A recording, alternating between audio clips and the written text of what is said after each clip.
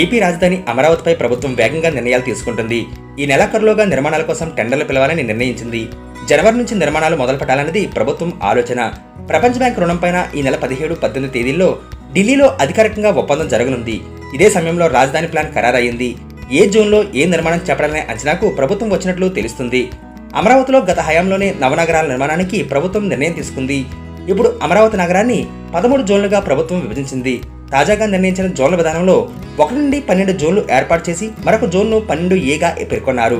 Netherlands సహకారంతో కాలువలు, రిజర్వాయర్లు నిర్మించాలనుకున్న ప్రాంతమంతా ప్రాధాన్యత జోన్లో ఏర్పాటు చేశారు. ప్రస్తుతం ప్రభుత్వం అభివృద్ధి చేయాలనుకున్న జోన్లలో 1, 2, 3, 6, 7, 10 జోన్లు ఉన్నాయి. వీటిల్లో 1, 2 జోన్లు అనంతవరం, శాఖమూరు పరిధిలో ఉండగా అక్కడ క్రీడా పాలసీని అమలు చేయనున్నారు. ఈ 2 జోన్లలో కలిపి 4237.34 ఎకరాల పరిధిలో విస్తరించి ఉంది. 6 జోన్లు ప్రాధాన్యత జోన్లుగా గుర్తించింది. అమరావతి గవర్నమెంట్ కాంప్లెక్స్ ఏరియాను 2 జోన్లుగా విభజించారు. మొత్తం 6 జోన్లలో 12,894 ఎకరాలను తొలిదశలో అభివృద్ధి చేయనున్నారు.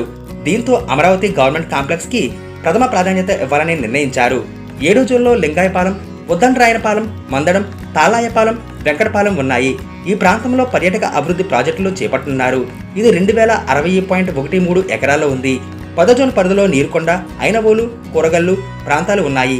ఇక్కడ రిజర్వాయర్లు, విద్యాభివృద్ధి కార్యక్రమాలు చేపట్టనున్నారు. 10వ జోన్లో మొత్తం 2355.52 ఎకరాల పరిధిలో విస్తరించి ఉంది. వీటిల్లో 6వ జోన్ పరిధిలో పాలవాగు రిజర్వాయర్, 10వ జోన్ పరిధిలో Kondaveeti Vagu reservoir నిర్మించనున్నారు.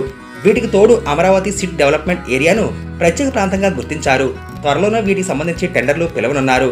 Water bodies కూడా ఈ జోన్లోనే ఉన్నాయని, వాటిని వీలైనంత త్వరగా అభివృద్ధి చేయాల్సి ఉందని అధికారులు చెబుతున్నారు.